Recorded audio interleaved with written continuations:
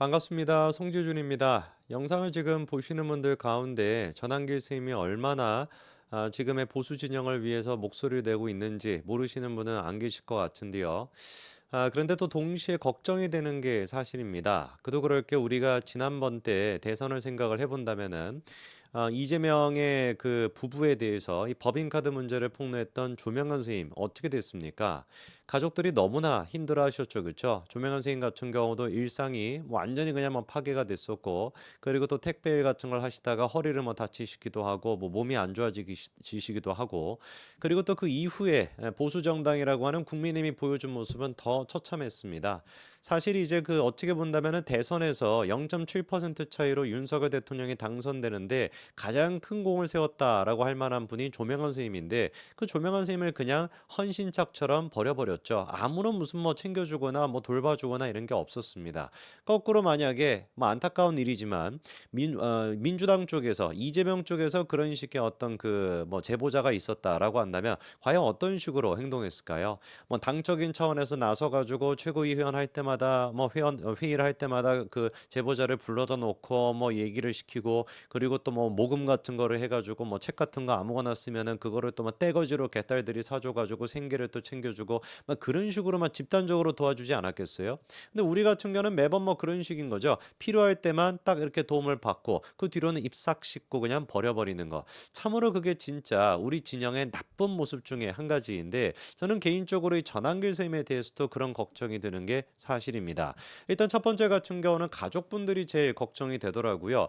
아니 뭐 지금 뭐 그때 조명한 선생님만큼이나 전한길 선생님이 지금 전국적인 그런 이제 관심을 받고 있고 언론의 스포트라이트를 받고 있는 상태인데 전한길 선생님 본인 스스로도 신변 보호를 요청해 가지고 지금 뭐 방탄복 같은 걸 입고 다니신다라는 거 아니에요? 경찰로부터 그렇게 신변 보호 요청이 돼 가지고 그럼 가족분들은 또 어떻겠냐라고 하는 걱정이 되는데 실제로 이번에 전한길 선생님이 나와 가지고 와이프분께서 아내분께서 지금 집을 나가려고 한다. 이런 지금 이야기까지 하고 계십니다. 근데 그 얘기를 들어보니까 참 진짜 가슴이 아프고 또 이해가 되기도 해요. 지금 이제 이번에 그 TV조선에 강펀치에 출연해 가지고 하시는 얘기가 뭐냐?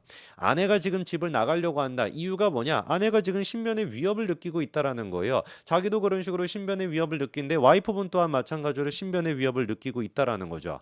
그래서 지금 와이프분이 하는 얘기가 뭐냐? 집회는 3일절까지만 하고 방송 출연은 2월 10일 요때까지만 잡아놨는데 그 이상은 방송에 나가지도 말고 그냥 자기 유튜브 채널 그 꽃보다 전환기 거기에서만 이제 하라는 거죠. 더 이상 이슈가 되는 것도 싫고 그리고 또 와이프분 입장에서는 자기 남편이 인기 강사 아닙니까? 연봉도 뭐 한 60억 가까이나 되는데 그런 것들을 굳이 막 욕먹어가면서 뭐하러 이런 거를 하냐? 이게 이제 솔직한 이제 와이프분의 심정이라는 것이죠.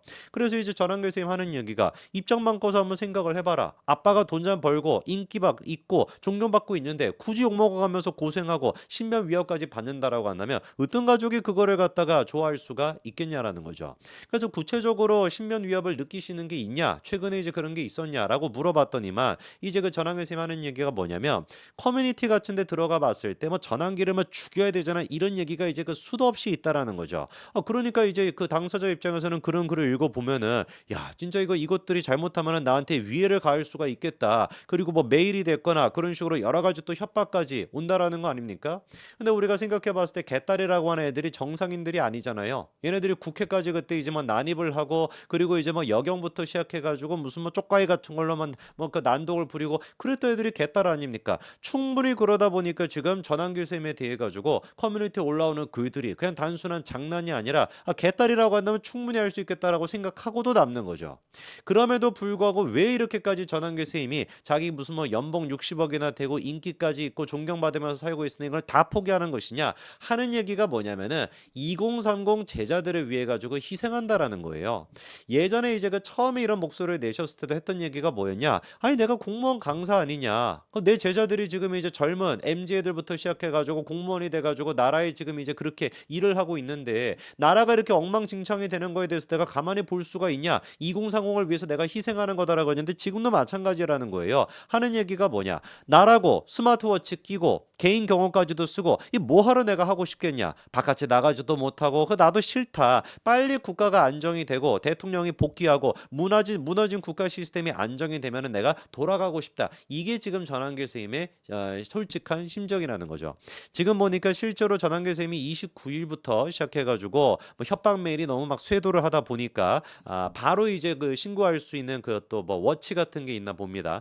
그런 것부터 시작해가지고 지금 뭐 개인 경호까지 쓰고 그러 있는 상태라고 합니다. 이 모든 것들이 사실상 2030 그 제자들을 위해서 한다라는 것인데 이번에 참 진짜 가슴 아픈 또 기사가 있었어요. 전한길과 정반대 이러면서 한국사 스타 강사 강민성 부끄럽다 뭐 이런 식으로 또 기사가 났더라고요.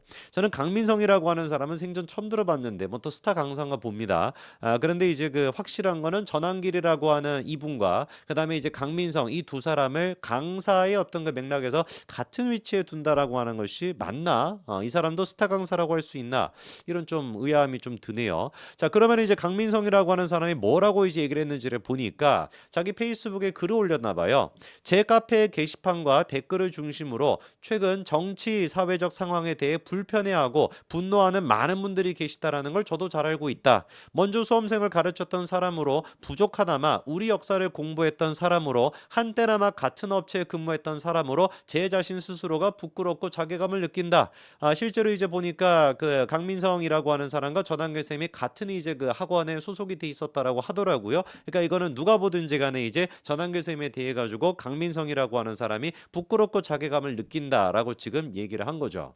저는 정말로 이 강민성이라고 하는 사람한테 물어보고 싶습니다. 워낙에 일단 역사 강사라고 하는 사람들은 운동권 그 시절을 겪다 보니까 대부분이 이제 그쪽 사람들 아니겠습니까?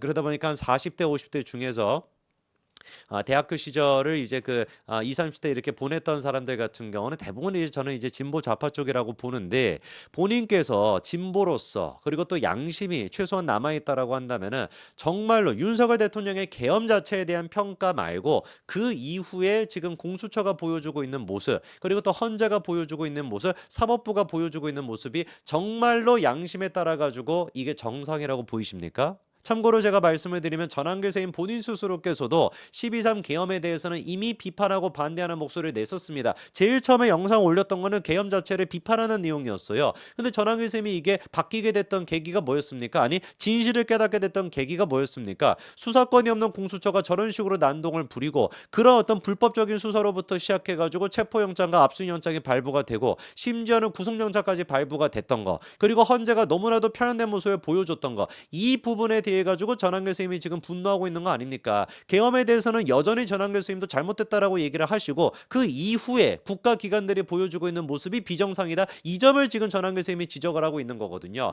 정말로 그러면 강민성이라고 하는 사람도 이게 제가 봤을 때는 이 강남 좌파들의 특징인데 자기는 깨끗한 척 자기는 무슨 뭐 애써 이 부분에 대해 가지고 목소리를 내고 싶지 않았지만 뭐 제자들이 뭐 어쩌고 저쩌고 하니까 막 간접적으로 내려고 하는 이런 진짜 썩어 빠진 위선성 말고 정말 자기가 속 시원하게 양심이 있다라고 한다면 얘기를 해보라고요. 계엄이 잘못됐다. 그건 이미 전한길 선생님도 얘기했던 부분이니까 그 이후에 공수처나 사법부나 헌재가 보여주고 있는 모습이 정말로 강민성이라고 하는 사람은 학생을 가르치는 입장에서 이게 정상이라고 보이십니까?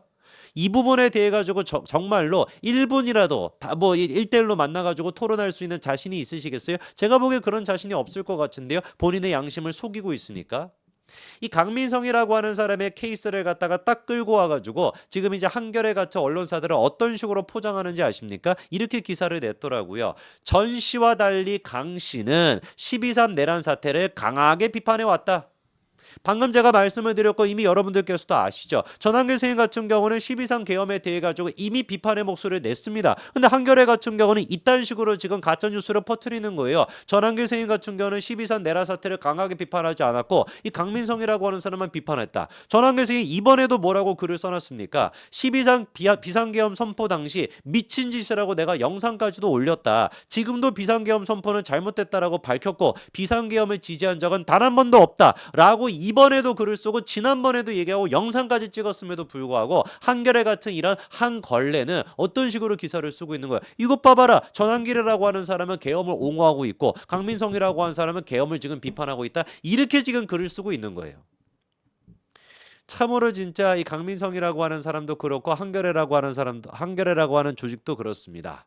양심을 팔아먹은 지 오래죠. 그러니까 한겨레가 한걸레라고 하는 얘기를 듣는 것이고, 강민성이라고 하는 사람 뭐 이름도 사실 뭐 제대로 알려져 있지 않은 사람이다 보니까 뭐 누군지도 관심을 가질 필요는 없는데, 최소한의 양심이 있다라고 한다면은 계엄에 대해 가지고 비판한다. 그거는 전한계 선생님도 이미 한 것이고, 그 이후에 국가기관이라고 하는 사법부나 헌재가 보여주고 있는 모습에 대해 가지고 제자를 생각한다면 한마디로도 할 수 있어야 되겠죠. 여기까지 말씀드리겠습니다. 감사합니다.